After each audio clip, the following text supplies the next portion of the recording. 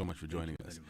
Right now, you should know that we're also live on Kwitu FM 93.3. That's our sister station. Also live on Kanele FM 97.7 in Undazi.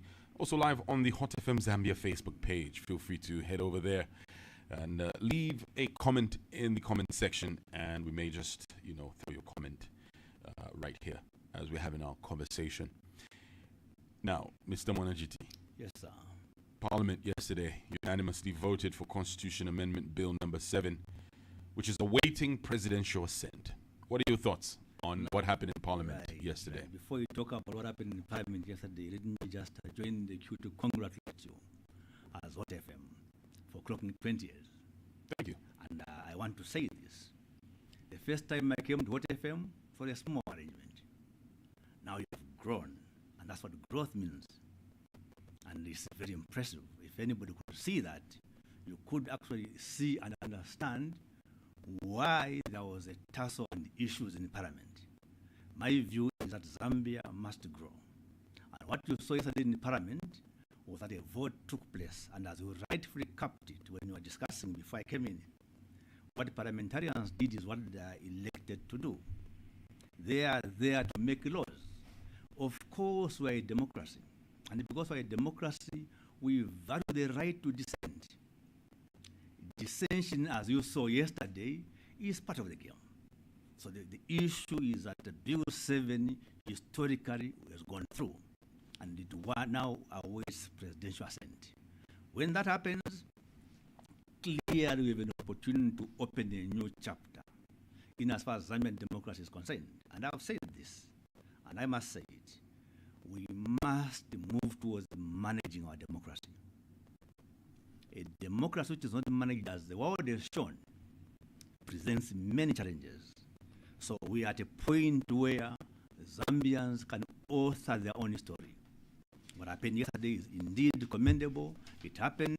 Some supported, some did not support. Everybody won. At the end of the day, Zambia is a better place.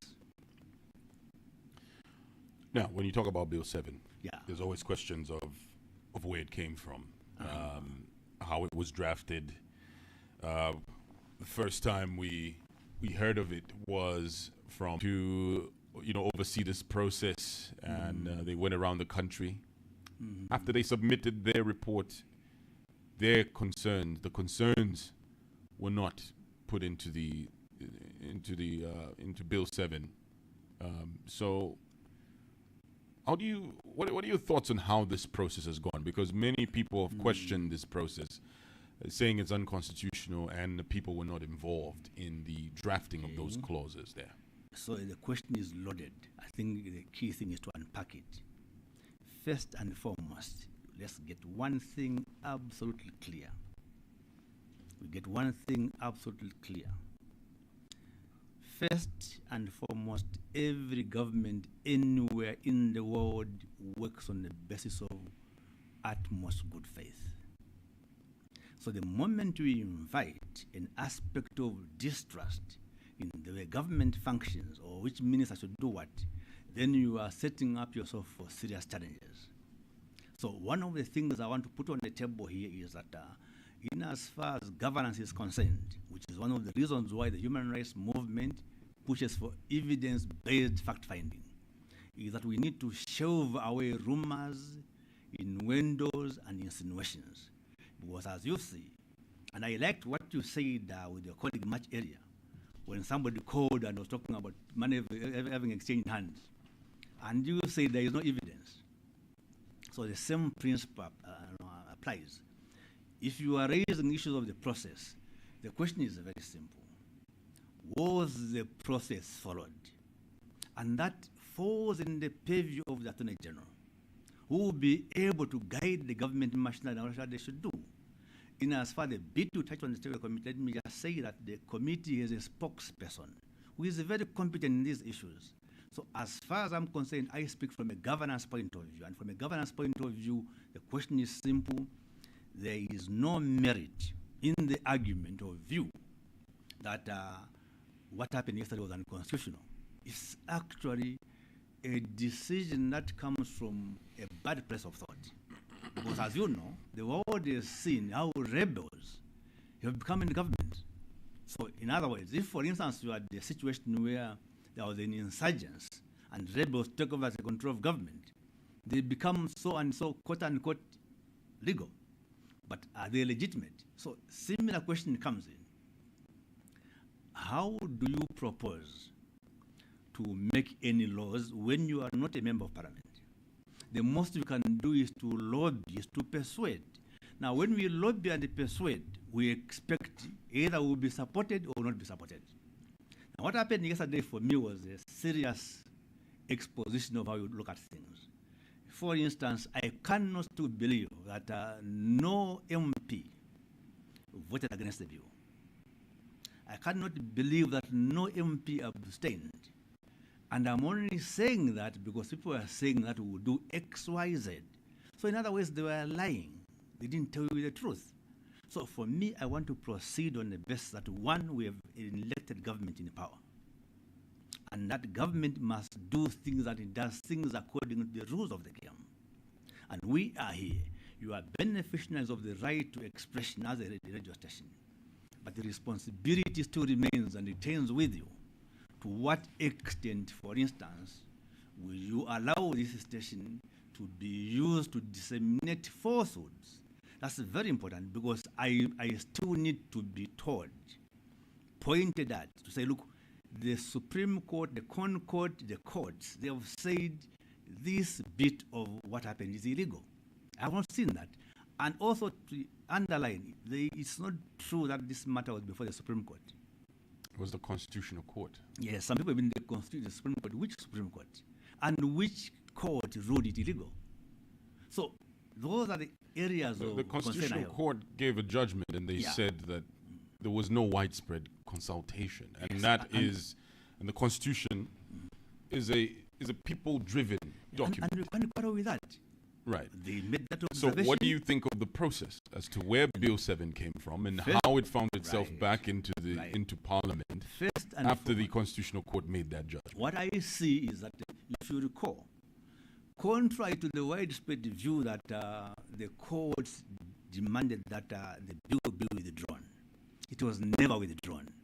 And if you recall, the bill was deferred the day before the Concord made its ruling. So you can go in this debate. I don't see the synergies of it, because as soon as it became clear, in my view, that look, there was need to consult widely, there was consultation. And your argument is that, but the findings of the committee, which I sat in, were not taken into account. Again, that belongs to the area of great thoughts. You want to imagine this and that. There are many areas of synergies within what was happening. But where do you stand? You were on the technical committee. Yes, I was. You went around the country. Right. You asked people what their thoughts were. There was a record number of submissions, over 11,800 of them. Right. And then you submit your report, and it's not considered before it's taken to Parliament. Was what you did an exercise in futility then? First and foremost, as I said, the committee is a spokesperson. Okay, so matters relating to the committee, I think appropriately so, they must be raised with the committee.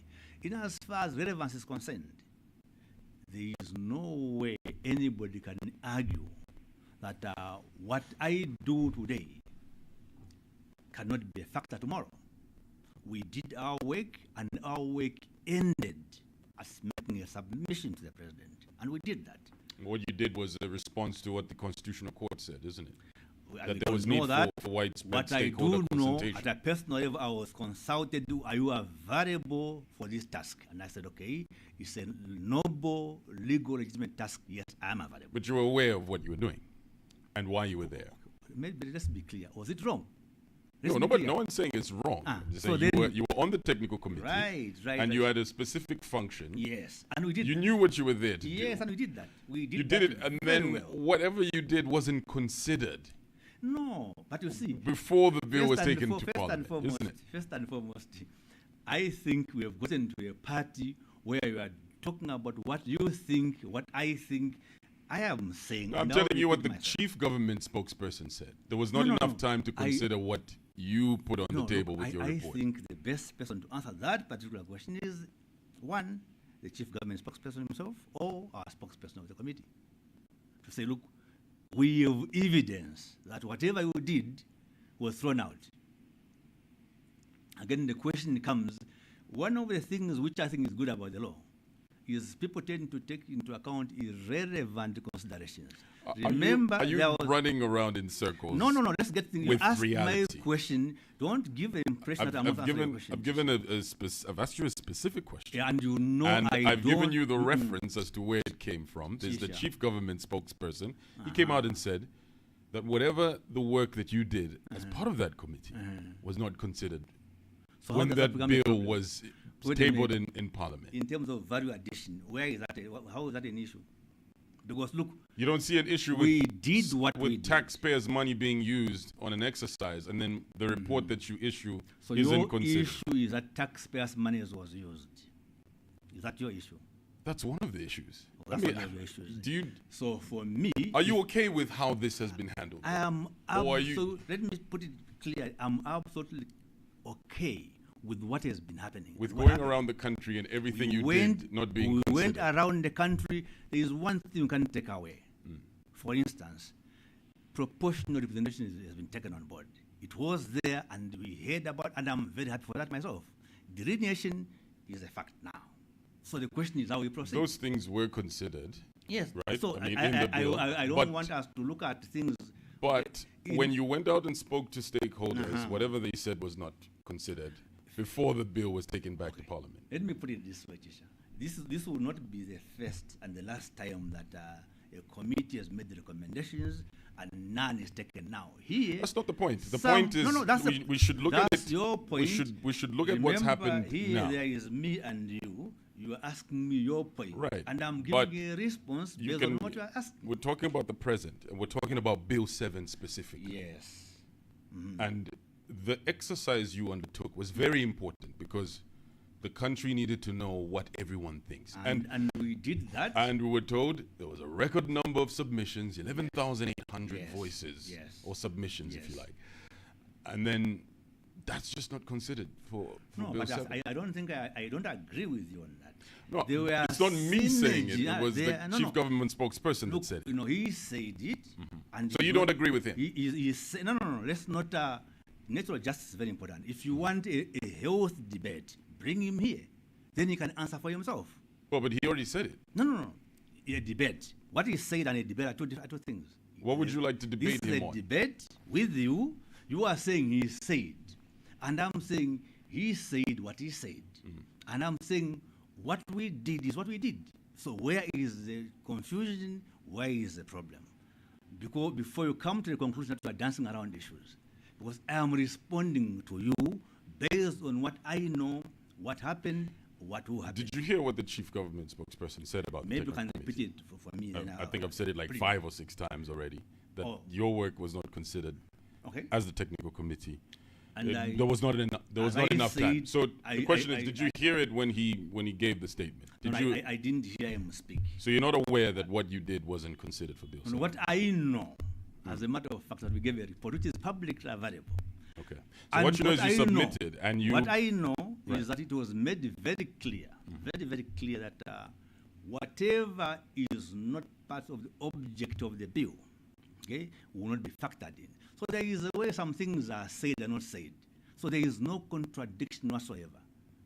What it is that we submitted a report, extractions were made, we are where we are, people voted, one or the other, some people stayed away, Zambia continues. That's where we are. So you're unaware that the chief government spokesperson I don't think the said issue that is to your- make. the technical committee's work was not I considered. want us in to be Bill 7. substantive. I want Well, us to be I'm giving you substantive. substantive No, statements that's that not came from substantive. the chief No, government you see, spokesperson you are who reducing speaks the for the entire government. debate. And trust He me, if you speaks ask for the me government. to say, come and debate what I would not have come. Well, the fact is, I'm shocked that Yeah. you don't know No, this no. information. For You're me, unaware. Shisha, I think you are making an issue out of no issue. You are making an issue out of no issue. There is no way such an important station can reduce itself to discuss No, the what the minister said. The question is, What is the question? what was the technical committee's... And I said... The technical committees... Let me just finish my question. The technical committees, what was the significance of the technical committee? Right. I think What was that in response to? I'll be very happy for you to be respectful. I say to you at the beginning, the technical committee is a spokesperson who is properly briefed on the goings and comings out of the technical committee. But what I have spoken to you is the broad issues. We are the committee. The report is in the public domain. The report was submitted to the parliament, as it were. And there were areas of agreement. And it's not possible to have everything taken on. It has never happened. But what has happened, and this is a new change, as you will see, there is a big breath of fresh air. What has happened is that for the first time around, citizens are assured of participation. Now, what you and me should be doing is to engage in now vibrant civic education. They are What assured does any change the mean? citizens are assured of participation. Yes, and you mentioned one very important But point. you're not aware of what the chief government spokesperson No, said. but I personally do not want to dwell on that. Why? If you want to, good luck. I don't Why? want, I don't want, in fact, let me put it this way. It will not add value to where Zambia is going. Why not? What Because the should- what people's should add voices from need to be from heard, a isn't it? civic point of view, what you and me now ought to be doing is to educate Zambians on the meaning of each and every clause. Would you Secondly- agree? No, that's one aspect, and we will get to that. The Okay, point good. here is, wouldn't you agree that the process is just as important as the content in the bill? It depends. Remember 2016, there was this mantra that process safeguards content. Right. Now, Do you agree with that statement? Do you agree with the statement that process protects content? yes, I agree with you, but there is a danger in ensuring that we only focus on process. And I will say But if this they're to you. equally important, If you are then you talking should about- discuss them, if you isn't are it? talking about process, I'm sure you are aware that our committee appeared before the Select Committee of Parliament and discussed this issue, this report in detail. And at that point, just like you and me know, the committee decides what they want to do and how they want to proceed. So in as far as process is concerned, we did the report, submitted to the authorities, we appeared before Parliament, made it available to Parliament, to parliamentarians, and to the public. So to the extent to which you say, okay, but no, you are not aware of what the minister said. The processes are important, but a process must be managed. I'm I insist. happy that we agree that process, No, no, the it's process is important, important. but it must be because to say that we should discuss the content and forget the process, Yeah. I think is also you've said you've called a few things dangerous. I think that is also a dangerous thing, because if we're just going to say a constitution can be amended anyhow, then No, I agree that with you. becomes a bit of a And problem, isn't it? in this particular case, let me be absolutely clear. The Constitution was not being amended anyhow. If you recall, one of the things that was a which general statement and not to one of Bill the things which 7. Basata said. I was just making a comment Yeah. as to the importance of the process and why Absolutely, it but should one be of the discussed. things which Basata said as State House, if you recall, when there was this talk about we want a people-driven constitution, he jokingly said, Madam Chief Justice, meaning Barombe, have you ever seen an animal-driven constitution? So here we are. For instance, people talked about the need for mixed representation. Okay? And before the committee, we made that clear. This is what people want. And there were issues, like one of the things, we dealt with Article 52 of the Constitution. So there were many things that we submitted. And trust me, as I said, I would be looking forward to you at one point inviting the spokesperson of the Technical Committee to come and expound and go in details. And I ask just thought as that much as you since you were part of the committee, you would have something to say about what you did As I and have the said, time that you put in Yes. every day during Yes. that period of time. As I have said to you, But since you've decided not to answer the question and leave it for the spokesperson, then we can move on and Okay. discuss the contents please, of the bill. let's do that. You've talked about mixed member representation. Yeah, which is something which we almost everybody gathered from all the provinces. The question on that Yeah. is this mixed member representation. Do you think we are putting meritocracy on the bench here when we decide that certain seats should be given to people based on their gender, how old they are, and whether they're differently abled? The question some people have asked is, isn't it just about competence? If you're able to do the job, then you should be able to get into parliament. So what's your thought on that particular aspect of this debate? My thought would not necessarily be with what happened. My thought would be the general thought. I have said, and I want to say, it's always important to put merit first, because merit is what is going to see us go places as a country. The moment you are going to get friends or your friends, for instance, this parliament, which is outgoing, we had strange faces. But that happens when you say, okay, let me have him on board because he's my friend. But if we put merit irrespective of systems, I mean, for instance, as you know, one of the countries in the Far East is said to be a dictatorship. I don't agree with it, but the emphasis on merit is very strong. You must show what you have done in the past. Now, we should not be showing muscles. We should be showing intellect and abilities by virtue of your past performance.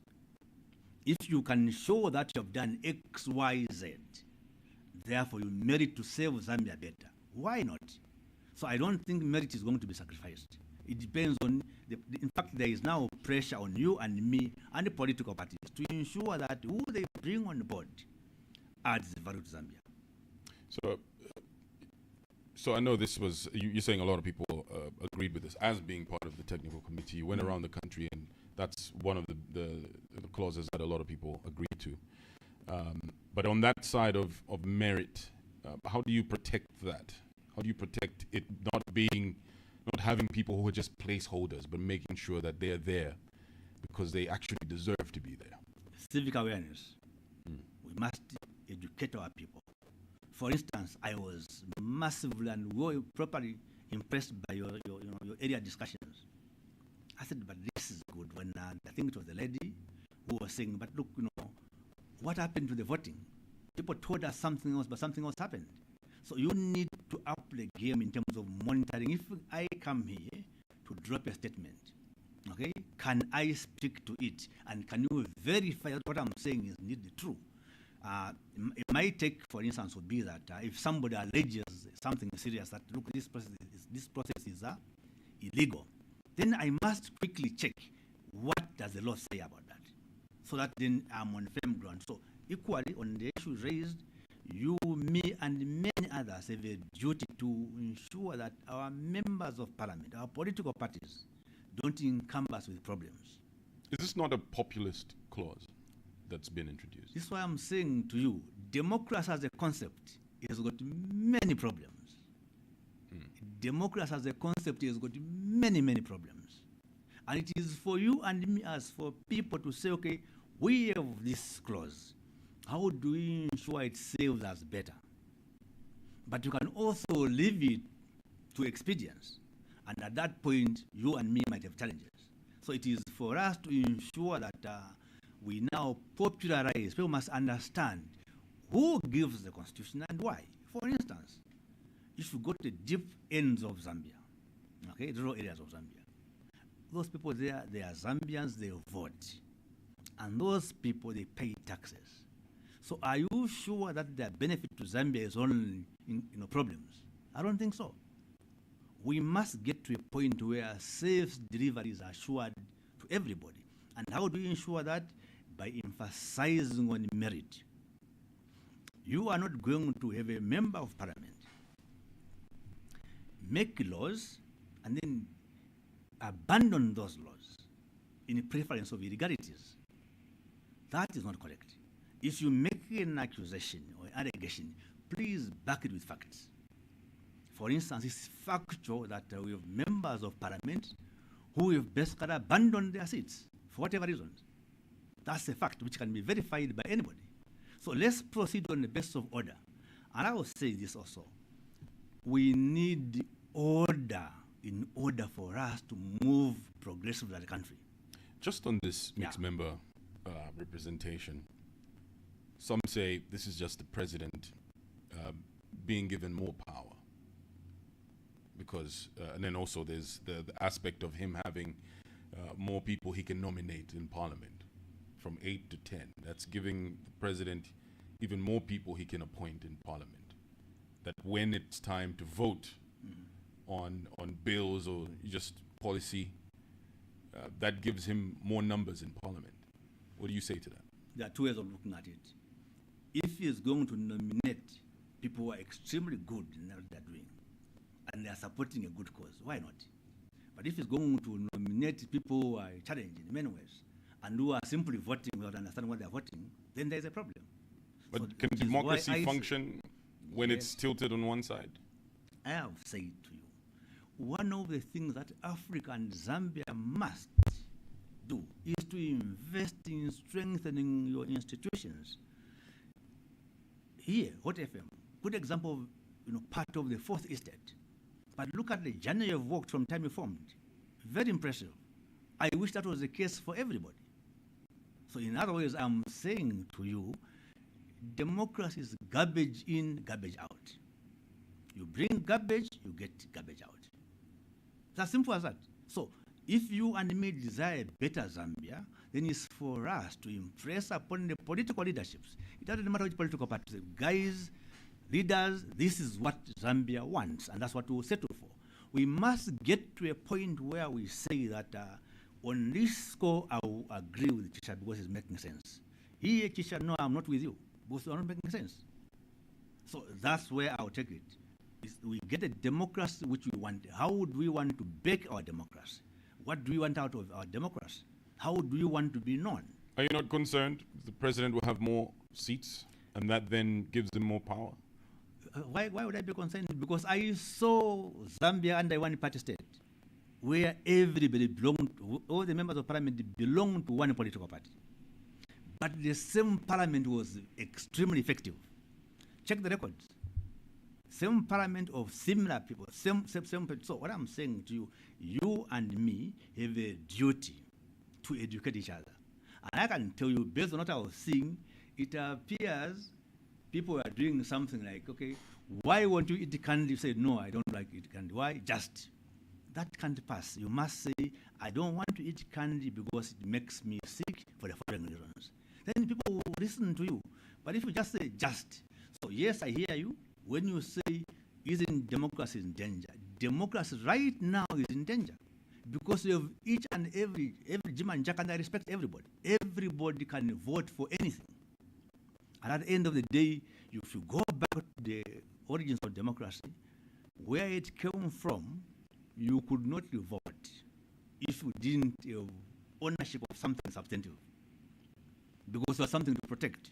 So we fast forward, now we're at the point where one vote, one man or one woman. Okay? So now it means that we must up the game of education our people. This is good for you, this is bad for you. For instance, we must educate people. A one-party system is bad for the following reasons. A dictatorship is bad for the following reasons. Corruption in a political party is bad. It must never be accepted. Because if a political party is corrupt, they will introduce that in government. If a political party believes in violence, they will bring that in government. So we must get our people to know the do's and don'ts. But then, I get your argument. Yeah. But then one would say, isn't it more important to have systems in place that protect democracy? And it doesn't matter who is in office, whether they're bad or a good leader, they will be restrained by the shackles of democracy. Yeah, we agreed. In a strong system. Except I used the word institutions. We need strong institutions, the strong fourth estate, where you know you get coverage, not because you've paid anybody, but because what you said makes sense. So now if we agree on that, then how do you not see there being a problem when the president is given more seats in parliament? No, I don't see, because when you have a president with more seats in parliament, there are two issues, okay? The first issue is that they are members of parliament, okay? And as a member of parliament, they have a duty.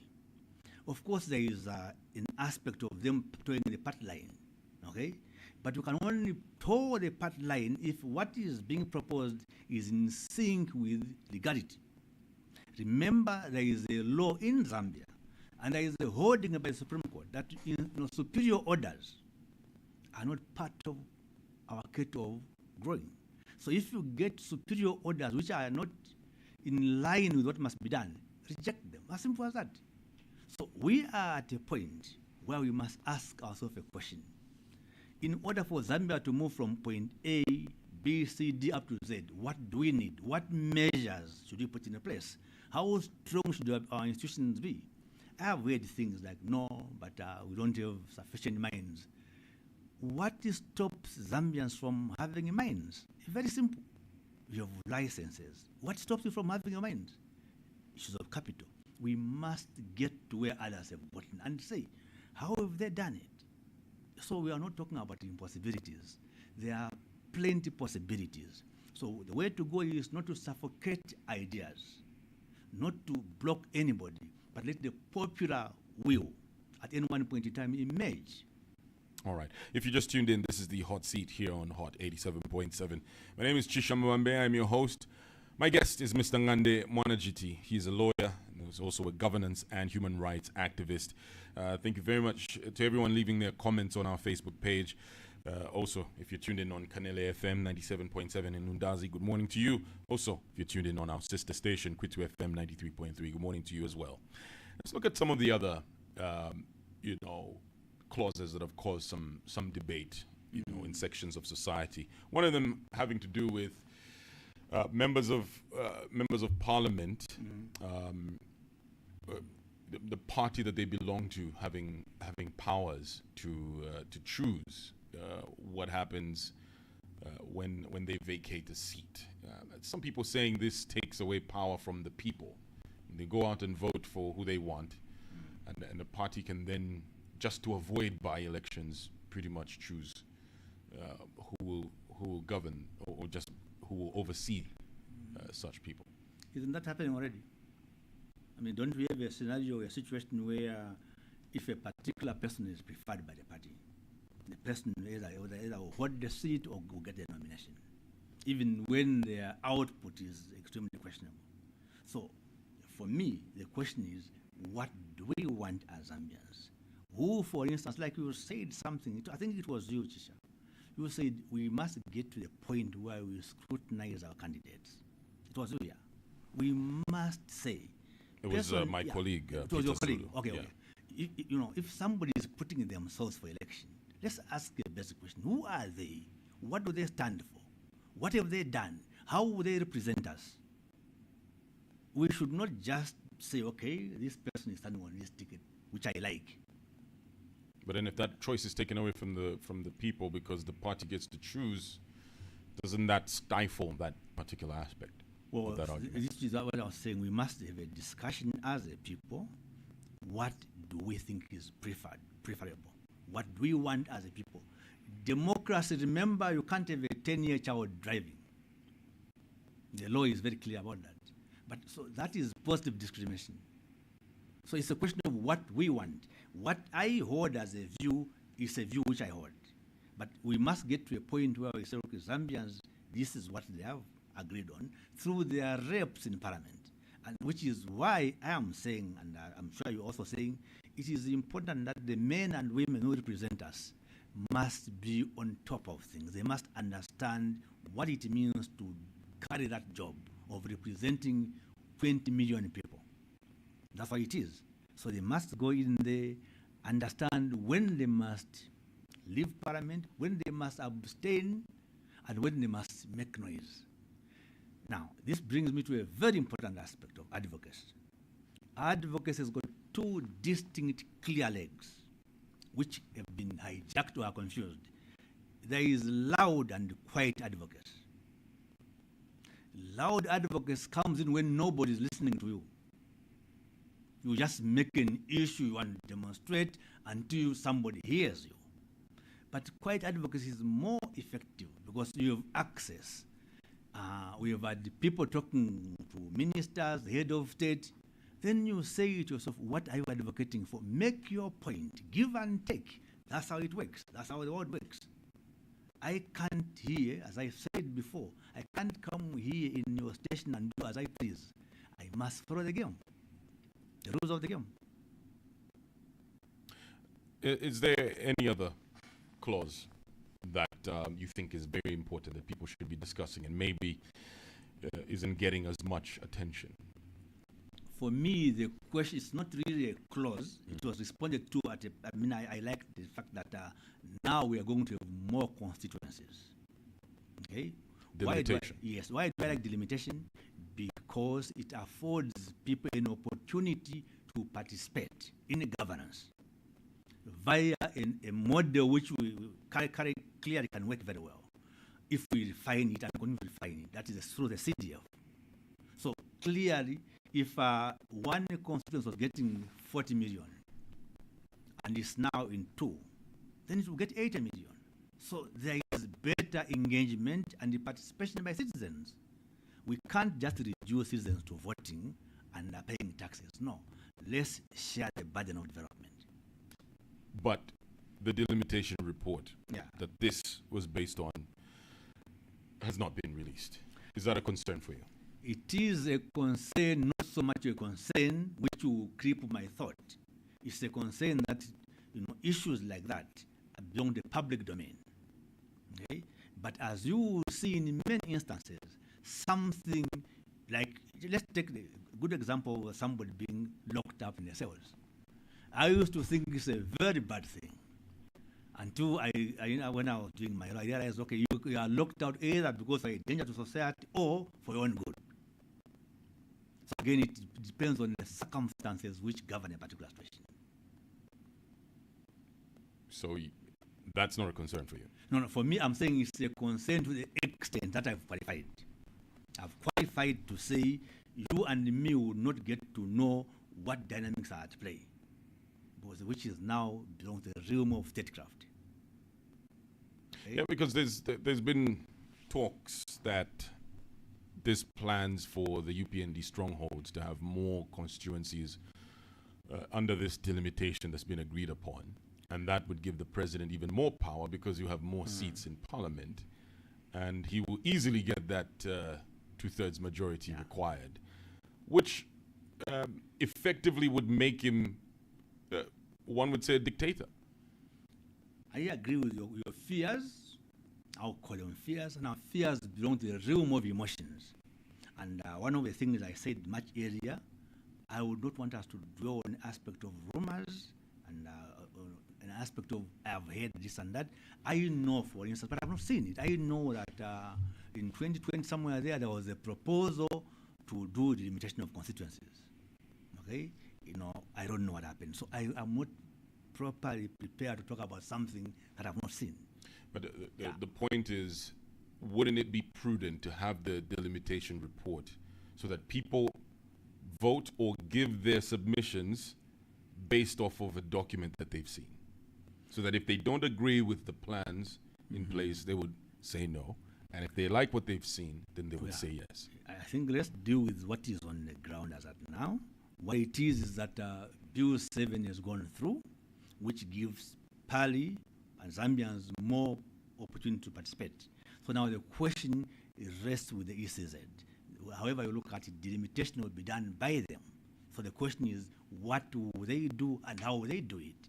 That's a fair statement.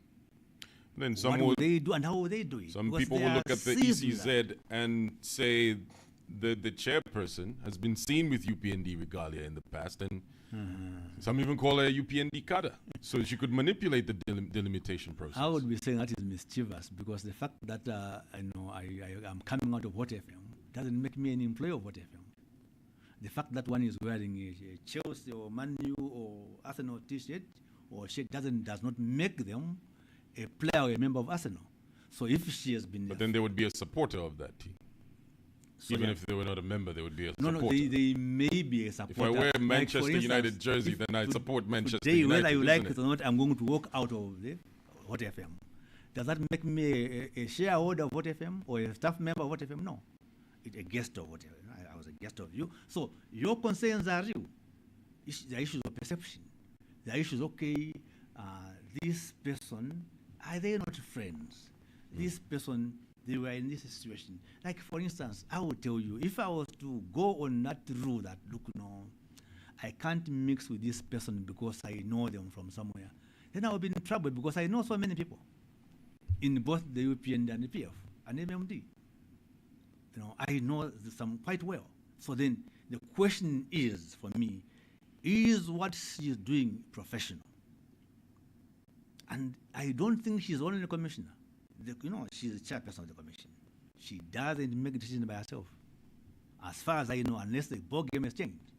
But the commission, and don't forget, there is a CEO, there's a chief executive, who has got his staff. Like when they have appeared before places, I have not seen the chairperson appearing.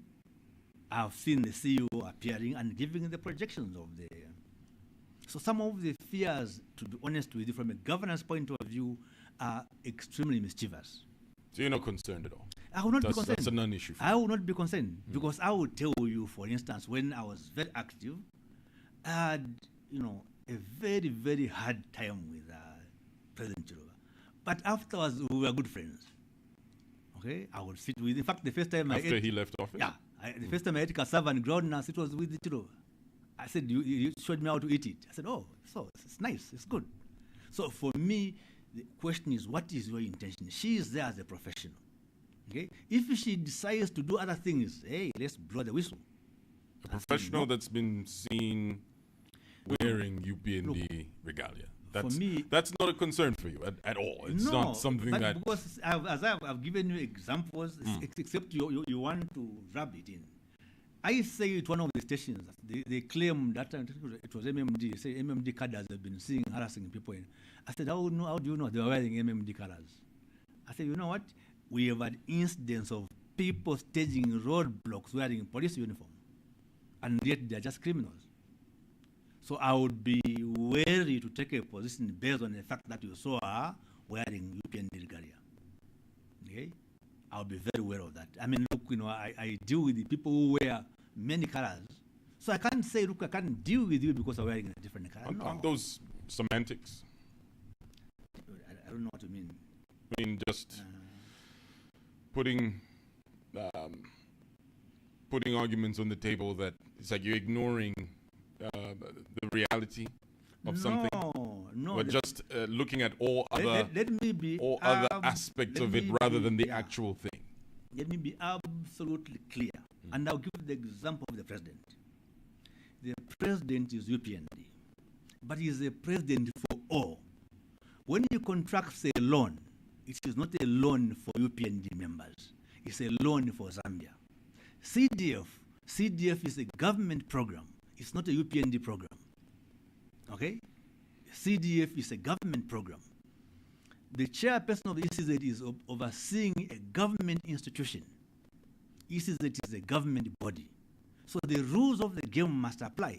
So when you say unto, I do not want to veer in the area of suspicions, because suspicions are not part of any governance matrix anywhere.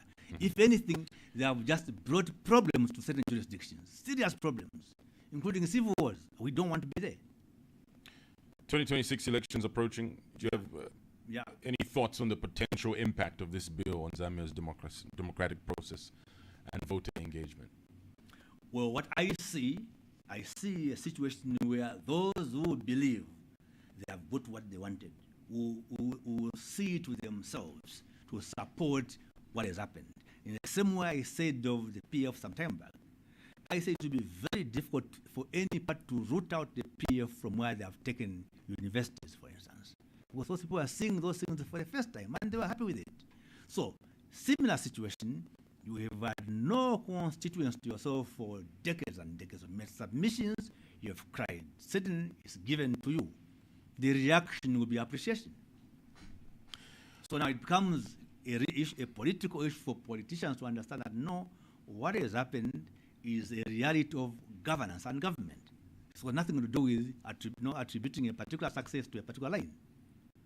So for me, the question is, we must come to terms with how government functions. Mr. Ngande, Mwananjiti is our guest. He's a lawyer, governance and human rights activist. Very soon we'll be opening up the phone lines. Get ready to give us a call on 0974-870-877 to give us your thoughts on the discussion we've had here. Okay, so let's just have this question for you here. When it comes to the New Dawn government, Yes, please. how do you think they've performed on governance of the country in the last 4 years, going into 5 now? The first thing to notice is that the UPND came in power in 2021. And they came in government, and I don't think that they knew that they were coming in government, so it took them some bit of time to settle down. Having settled, I think they had to face one big challenge, the elephant in the room, the issue of debt. There is no way you can run any entity when you are suffocating from debt. So I saw them dismantle from the debt issue. So there is big kudos, because they did that. Now, you and me must be saying, okay, you have succeeded in X, Y, Z. How have you accounted for A, B, C, D? That's where now the issues of checks and balances come in. So in the UPND in government is working towards stabilizing the way this government must function, which is why I personally supported the need for the delimitation, because that is one sure way of ensuring that you are giving power to the people. That is one way of doing that. Now, but we must monitor it. So on a balance of probability, meaning on even on a comparative basis, to compare it with what happened, say, many years ago, before the UPND came in power, you realize that there's been more steps made forward. And the vote around Bill 7, in my view, says it all. Because you have a situation where members of parliament chose between two things, between a government or a Zambia which was going forward in terms of developmental issues and a Zambia which would regress.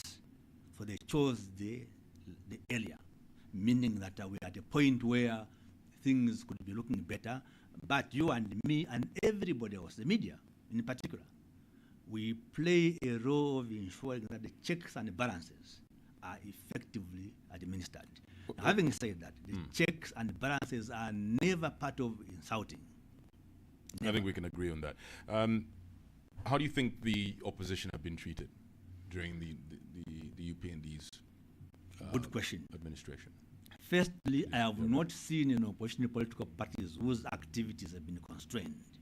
What I have seen is a mischief which has resulted in unnecessary tensions. For instance, and I hate to have that discussion, I would not see reason why there should be no by-election in Chawama. There ought to be a by-election in Chawama. In fact, it should have happened a long time ago. I did not see reason why there was a by-election in Patauke, where former JJ was, former MP JJ was. So you have a situation where certain things have happened and they've caused a reaction.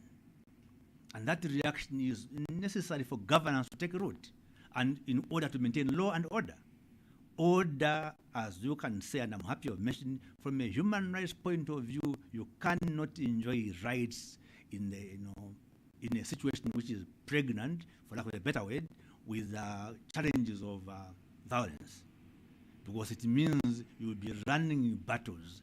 You need a situation where, if you are looking at Zambia from a social media, you will think there is a crisis in Zambia. But when you come down, walk around, you will find that there is no such a crisis.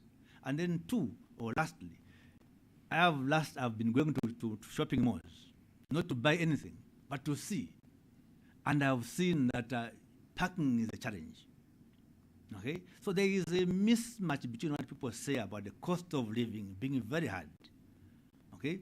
What has happened, obviously, from what I can see, is that people are no longer able to afford certain kinds of lifestyles. For instance, if you're going to gift somebody with a plot as a birthday present or a car, maybe you aren't able to do it now, and you want to continue with that, I think morality must slow us down. We must say to ourselves, what do we need to run a safe country? What do we need? But just there is no position to actually play the right role of an opposition political party. How can they operate properly when you have an IG who comes out and says there will be no rally held until 2026? This is why Where I say it, they're stopped, blocked many times from holding rallies as the opposition. Is that setting a fair ground for democracy or Let just me- politics in general Good to just question. play? Let me share with you. At one time, the unions were going to march to parliament, and then government reacted by saying they cannot. I went to see vice president.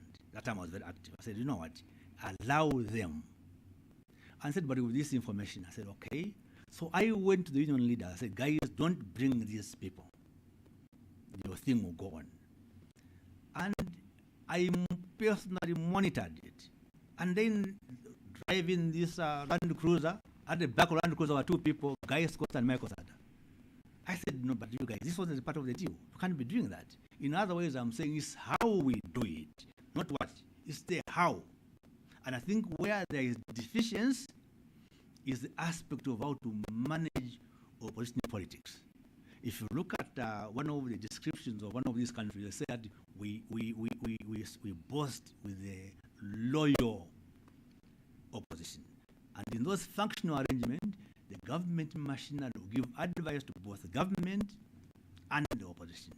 So you're happy with how the UPND have handled the opposition blocking them Under from the having- circumstances, the context is very clear. If somebody is going to be like, for instance, the broadcasts which come out, Christ, I would tell you that other regimes, other governments won't put up that kind of thing. There is no way you can be broadcasting insults from somewhere. What are you There's no referring way. to? I'm referring, I will not even mention them here because it's not correct. I'm talking about throwing away the power of ethics. You can't run away from law arrangements, legal arrangements, and begin broadcasting. How do you block people before they even make the mistake?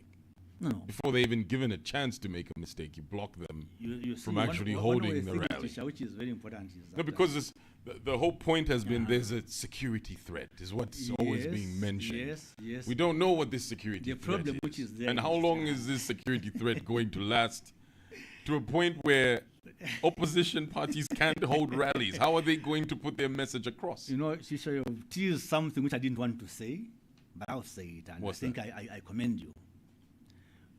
The thing about engaging in activism is that you must be miles ahead. In other words, you must get to know if they are saying there is a security threat, what is it? Find it out. Now, if it is there, you can't fight it.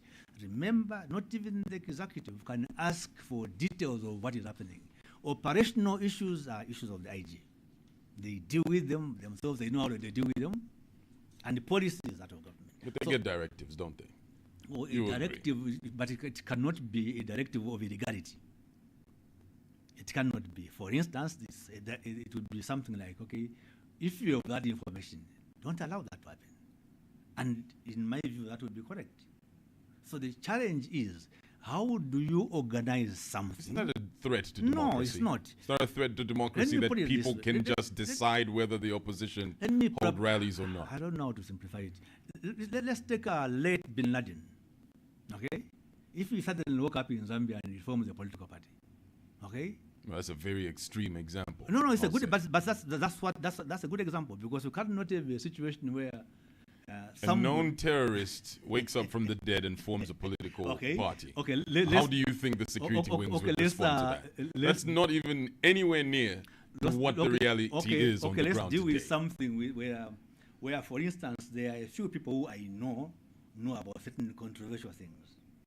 Okay, and that's part of the challenge of this debate, because democracy thrives on issues of transparency and accountability. And tolerance. Yes. Right? So, for instance, when let's give an example of a death. Okay, if there's a death, it's a death. It's as simple as that. There's no magic. There's no calculation about it. It's a death. Other things follow. You agree on this and that, church, whatever, holding on the funeral and the burial, isn't it? But when there are controversies, you begin wondering what is causing the controversy. Why? And the why is to how. The how, and then it becomes a big challenge. So before you know it, the red flags are up. Okay? And then that's the context that you are dealing with. You are dealing with, on one extreme end, people whose tactics basically are similar to rebels. Okay? On the other hand, you are dealing with a government which is supposed to function, using the law. So you are dealing with a difficult scenario.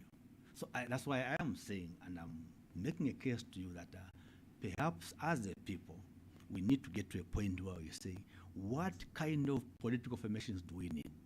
Do we need criminal gangs to get into political parties? The answer is no, we don't need that.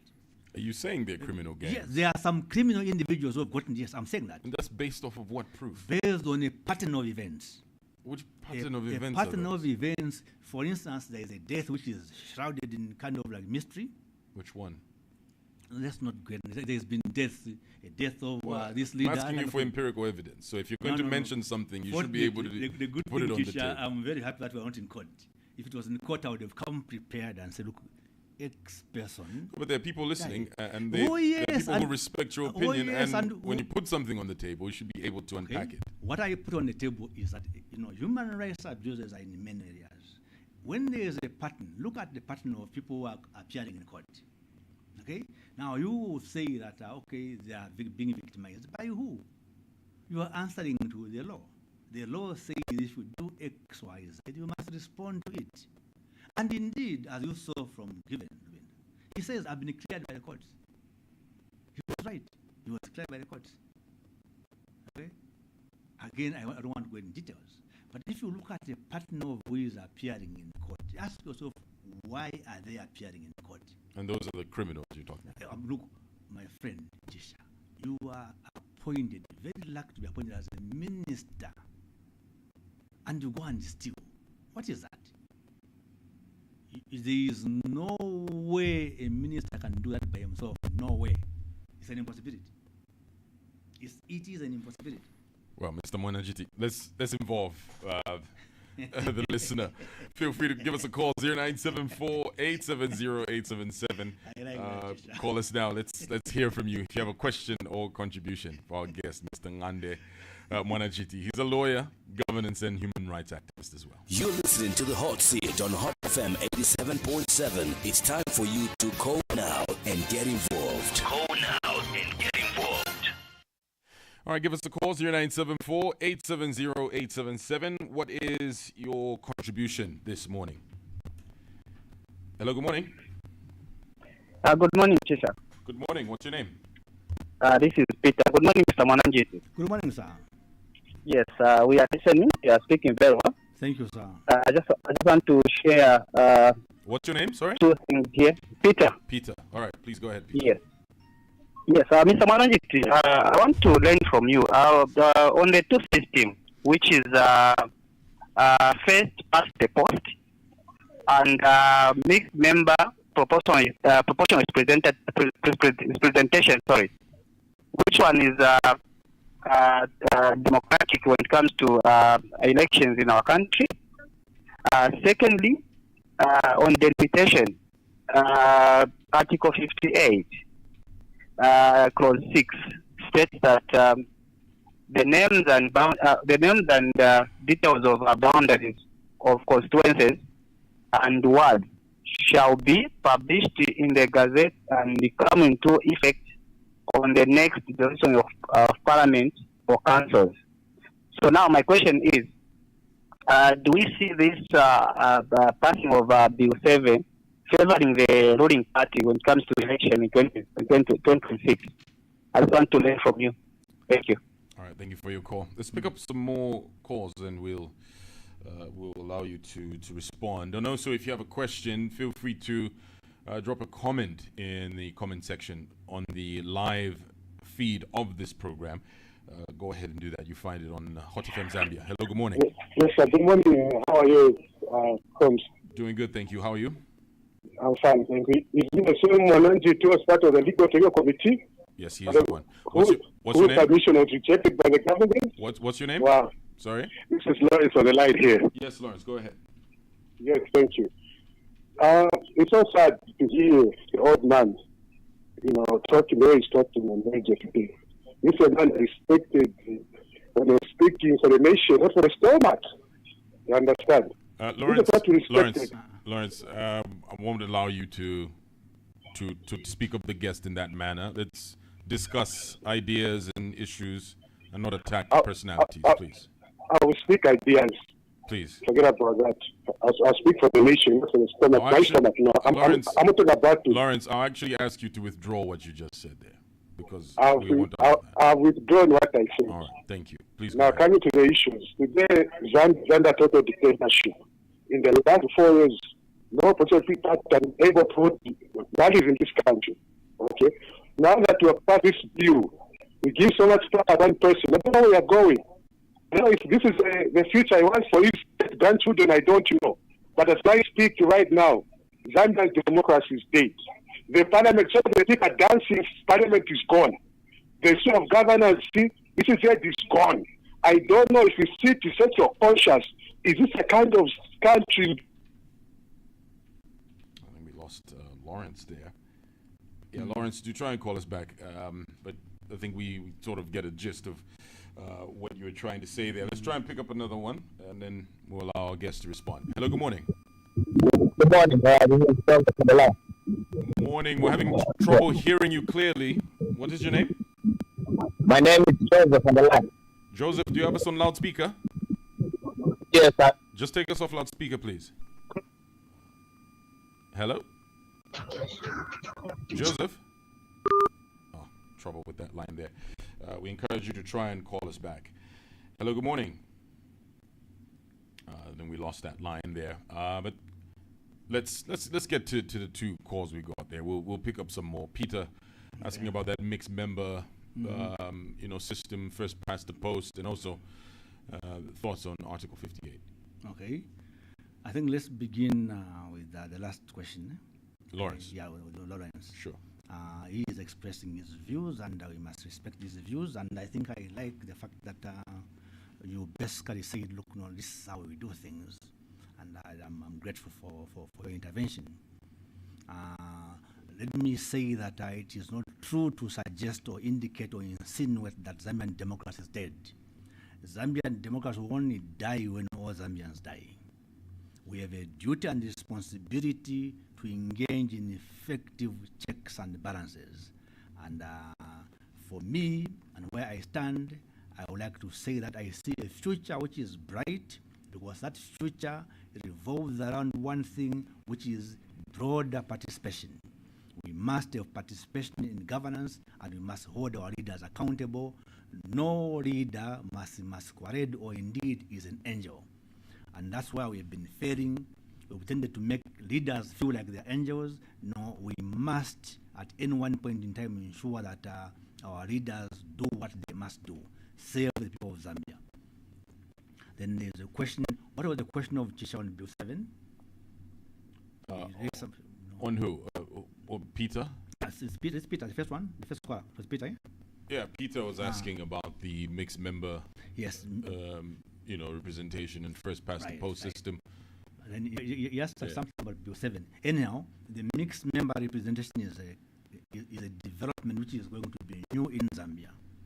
In the sense that we now have two. The old system as we have known it, where we elect members of parliament.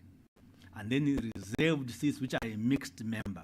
The mixed member basically refers to two systems, first past the post, and PR. Okay? So we have a situation where political parties will get a bite of how people have voted. A percentage will accrue to them. So if you got 20% of the vote, the PR seats will be allocated to you at 20%. So what you have is that really who goes on the party list is based on the political party choosing. And then more important, in places where you've seen greater development, it is because opposition political parties are in parliament. So even if you get 2% of the vote, you get that 2%, whether it's one member of parliament or two or three, that way you are part of the governance arrangement. So I think those are the questions which Peter raised. Right. Let's pick up some more calls. Give us a call now. We'd love to hear from you. Hello, good morning. Good morning. Hello. Good morning, Mr. Good morning. What's your name? What are the Good morning, sir. Dr. Proud from Ngande. Good, Doc. How are you, Doc? Right now, Molashi is to go to Shawama. Okay. You know, today the nomination is there. As the European was the candidate. Now, the reception is to go. All the opposition is supported. And the only city people say is somebody is dying because there's no opposition who are being allowed to run. Today, there's a nomination in Shawama, which means that today until January 15, they will be campaigning in Shawama. If these are the people who are in the PF, they are prepared to go to convention, they can hold their rally. Because there is a bad action. So it's good, you have controlled other people want to allow in the nation, as if the president had a dictator. No. Today, when we find the nomination, people be allowed to win them rally. It's Shawama. These people that are prepared to go to convention. How many times we clear police there on the money from there on the members? Thank you very much, please. All right, thank you very much, Dr. Proud, for your call. Let's pick up another one here. Let's hear what someone else had to say. Hello, good morning. Good morning. Looks like there's a bit of a trouble there, but let's try again. Hello, good morning. Good morning. Good morning. What's your name? Yeah, this is Feni Mtetwa. All right, Mr. Mtetwa, go ahead. Yes, good morning. Good morning, sir. Yeah, my contribution is mixed member proportional representation. I'm just trying to figure out how is it going to work. So, party will choose the youth limit. So I'm thinking to myself, so how do those youth represent the fellow youth? Because already we have youth in parliament from both parties. They have not passed one single legislation or bill to take into parliament that represents the youth. So now bringing more youth in parliament, how will that help? And two, youth is defined by age up to 35. So if a party picks someone who is 33, and after 5 years they are 38, so now would that if he did a good job, would that person be replaced? So would they be picking people at certain ages, and would they be serving until 35? So you just explain to me how mixed member proportion will help. Even women, would there be a platform for women to put in their views? Because as we have women in parliament now, none of those women have ever written a piece of legislation or taken any bill to parliament that has helped women. So what's going to change now that we have mixed member proportional representation? Thank you. All right, there we go. Thank you very much, Mr. Mtetwa, for your call. Let's pick up another one, 0974-870-877.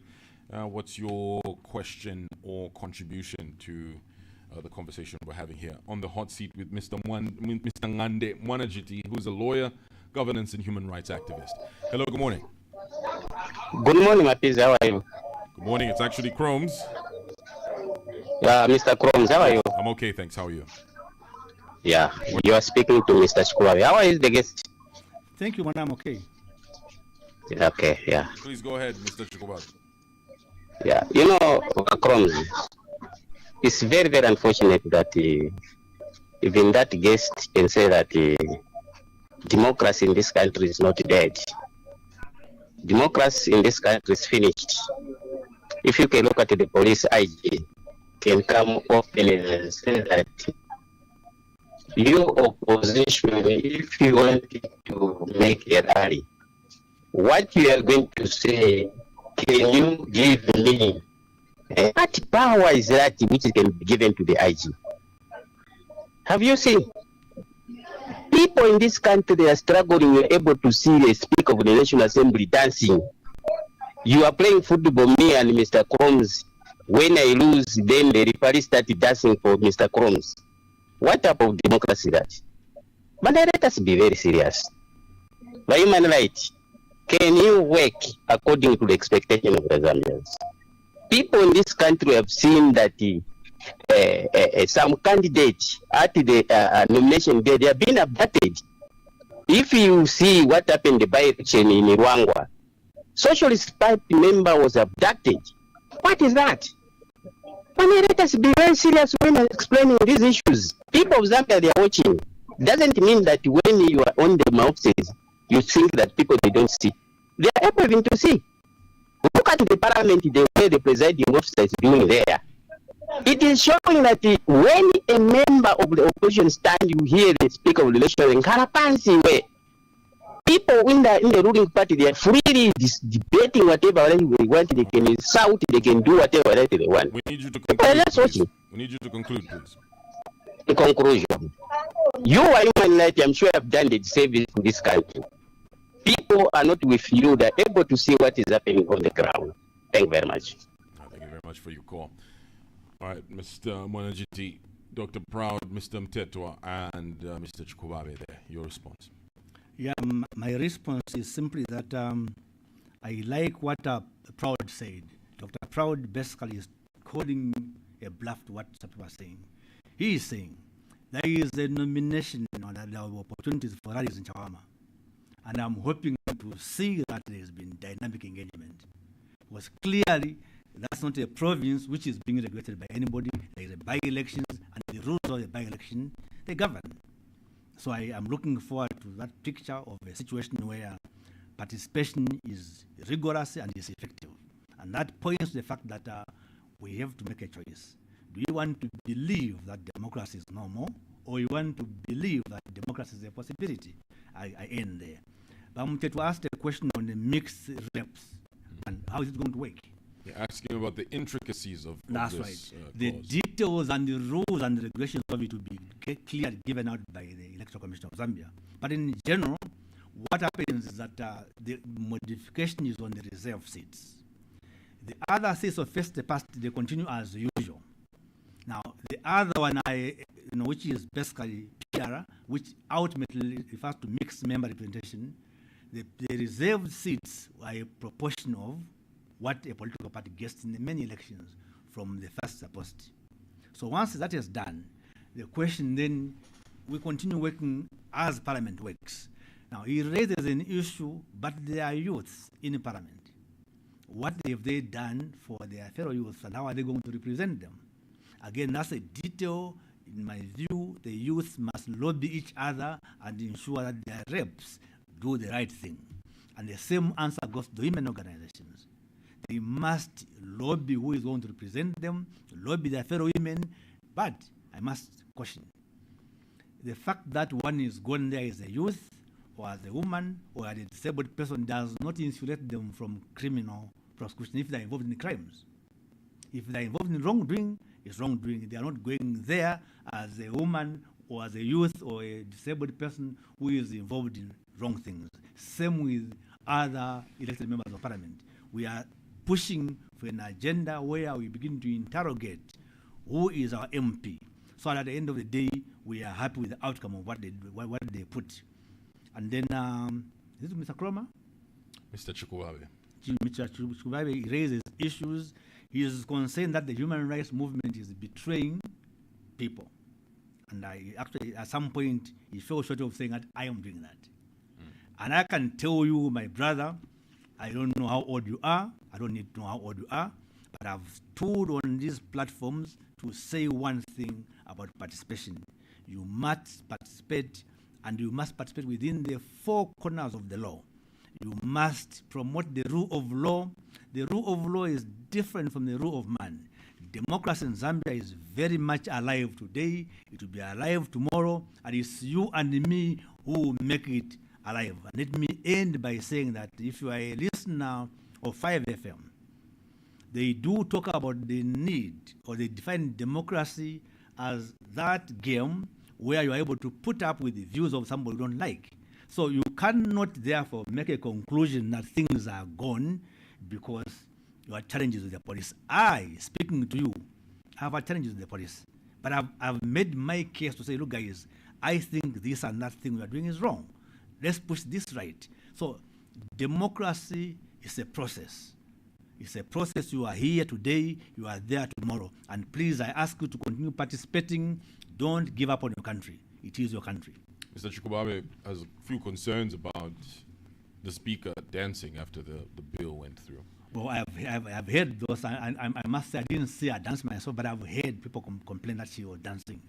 And obviously, if she was dancing, it would be interesting to see. And I hope I could I'll actually look for the video so I can see at what point she was dancing and whether she was dancing to mark the fact that the bill was through, or whether she was dancing to mark the fact that Parliament was going to adjourn Sunday. Because I think I'm told the Parliament is adjourned Sunday, meaning that it will only come back whenever it resumes again. So yes, I hear that point, but let me have a look at it. Okay. Yeah. All right, give us a call, 0974-870-877. Hello, good morning. How are you? Doing good, thanks. What's your name? This is Kazu. Sorry? You said your name is? Kazu. Sikazu. All right, please go ahead. Okay.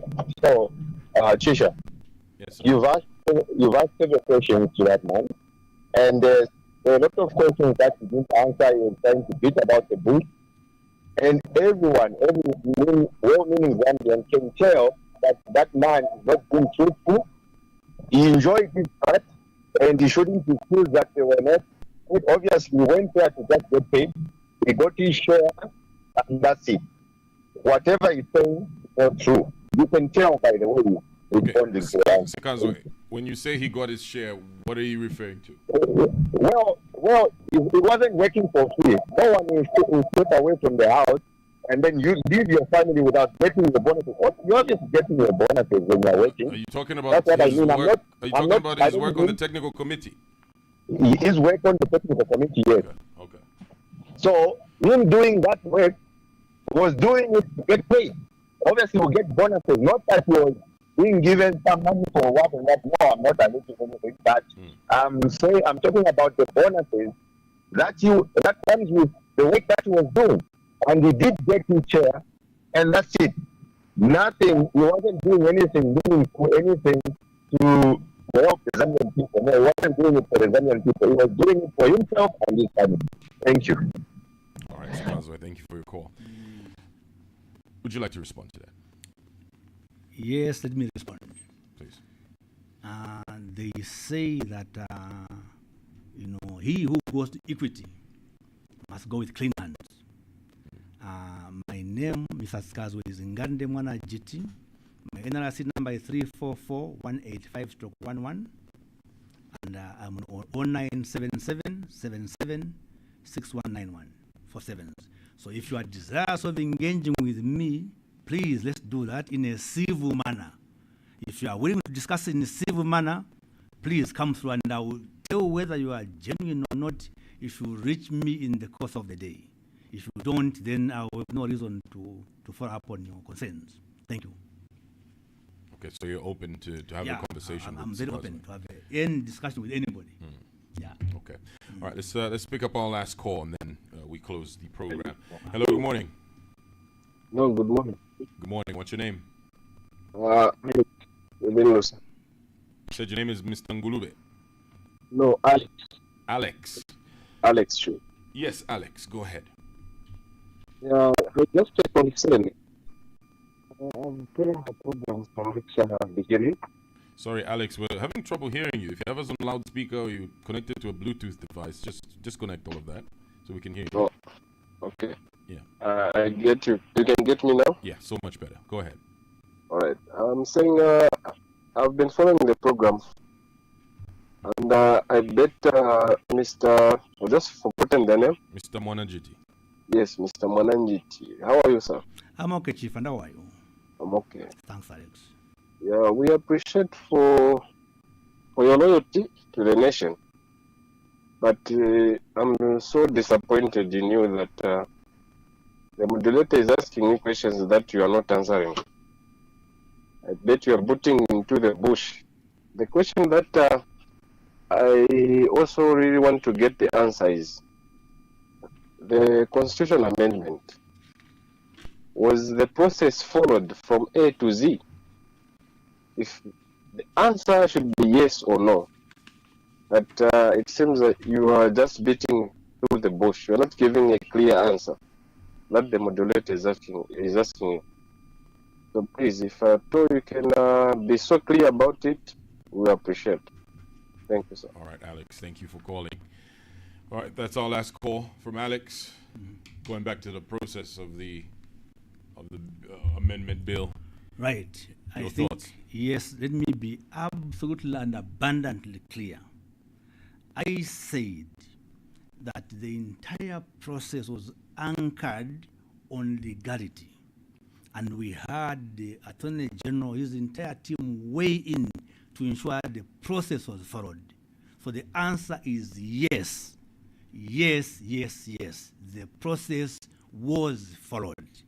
And there has been interpretations. And you might wish to know that there are 5 methods of interpreting a statute. I will not bore you with the detail, but there are 5 methods.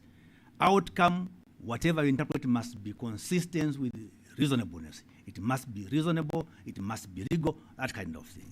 So I am sorry if I did not answer any question you think that but Chisha asked me. Chisha, to be fair with you, if there is any question you think I didn't answer, please ask it.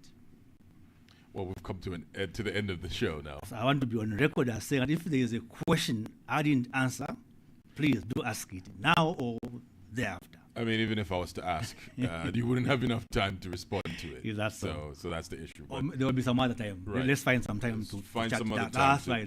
That's right. But I'd like to appreciate you for joining us today. It's been a pleasure speaking to you. Thank you so very much, Chisha. Thank you. All right. Well, our guest has been Mr. Ngande Mwananjiti here on the Hot Seat, Tuesday's edition of the Hot Seat, with your host Chisha Muambe. Look out for the next edition of the Hot Seat, coming to you on Thursday with my colleague Peter Zulu. This morning I was speaking to Mr. Ngande Mwananjiti. He is a lawyer, governance and human rights activist. Thank you so much if you're watching on the Facebook page. That's Hot FM Zambia. Thank you very much for leaving a comment. Also, if you're tuned in on our sister station, Kwitu FM 93.3, or on Kanele FM 97.7 in Lundazi.